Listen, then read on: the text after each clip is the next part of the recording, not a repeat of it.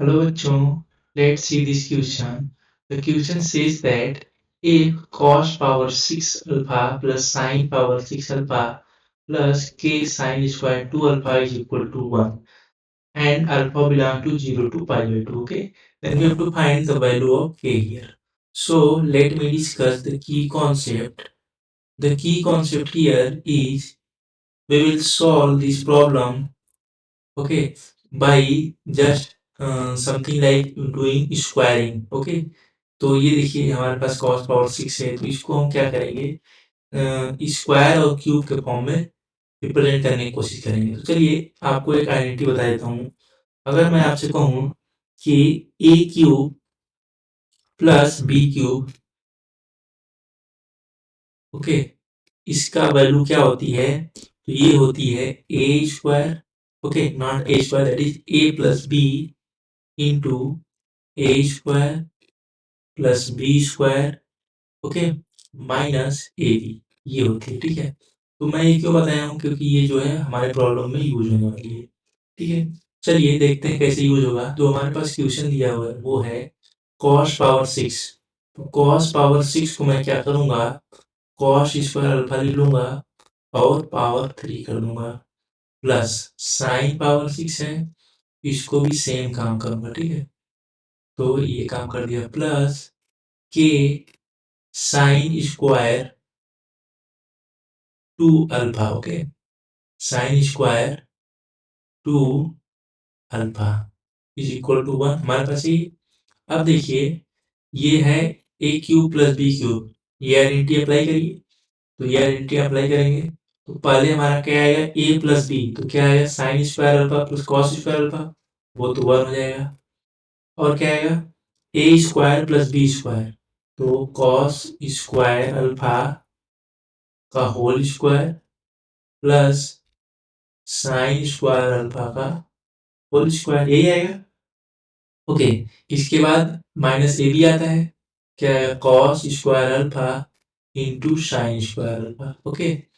Next हमारे पास दिया हुआ है के sine square 2 alpha is equal to 1, okay, यही हमारे पास, yes. Now let's proceed further. तो हमारे पास ये जो ब्रैकेट है ये कहाँ तक हुआ है, ये ब्रैकेट यहाँ तक था, ठीक है। अब देखिए अब मैं क्या करने वाला हूँ, यहाँ पे ये कॉस स्क्वायर अल्फा का whole square plus sine square alpha का होल स्क्वायर, और यहाँ ऐसे करूँ A square plus B square, okay, plus 2ab, तो यहाँ पे क्या करूँगा प्लस और A B sine square alpha करूँगा इंटू कॉस स्क्वायर अल्फा करूँगा, और ये मैंने ऐड किया अपने आप से तो इसको सब्ट्रैक्ट भी करिए, minus sign square alpha into cos square alpha, और रिमेनिंग टर्म्स क्या थी, ये थी ना, तो इसको लिख दूंगा, ये हमारी रिमेनिंग टर्म्स है। तो यहाँ अगर 2 की जगह मैं -3 करूँ तो कोई दिक्कत, तो इसको मैं सिंप्लिसिटी के लिए यहाँ -3 कर दिया, ठीक है। ये एक टर्म ऐड हो गई है, ओके। और ये तो एक टर्म हो गई, और नेक्स्ट टर्म क्या है हमारी, एक और बची है, प्लस के sine square 2 alpha that is 1। अब देखिए ये टर्म क्या बन रही है, ये टर्म, ये sine square alpha plus cos square alpha का होल स्क्वायर, तो यहाँ पे आप देखिए साइन स्क्वायर अल्फा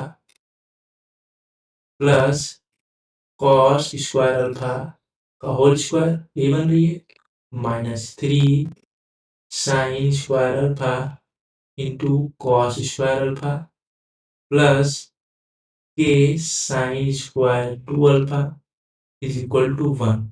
आप देखिए ये 1 बन जाएगा, तो ये 1 और ये 1 कैंसिल हो जाएगा, ठीक है।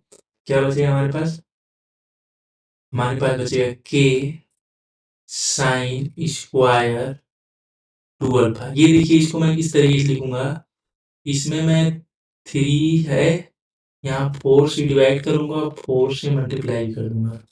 अब देखिए sine square alpha into cos square alpha, और यहाँ 0 हो जाएगा। ये टर्म क्या है, sine square alpha that is sine square 2 alpha हो जाएगी। तो देखिए के sine square 2 alpha minus 3/4 sine square 2 alpha is equal to 0। अब नेक्स्ट क्या होगा, इसमें साइन स्क्वायर 2 अल्फा कॉमन ले लीजिए।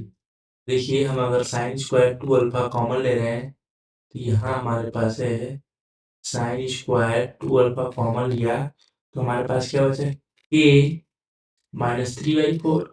Okay, that should be equal to, वो किसके इक्वल होनी चाहिए, वो हमारा 0 के इक्वल होना चाहिए। ओके, तो यहाँ से क्या पॉसिबिलिटी है, यहाँ से अगर हम बात करें तो k minus 3/4 should be equal to 0।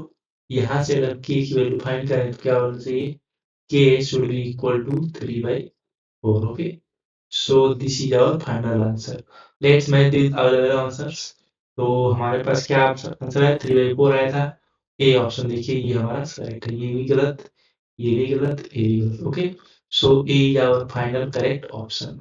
So I hope you understood it well. Best of luck.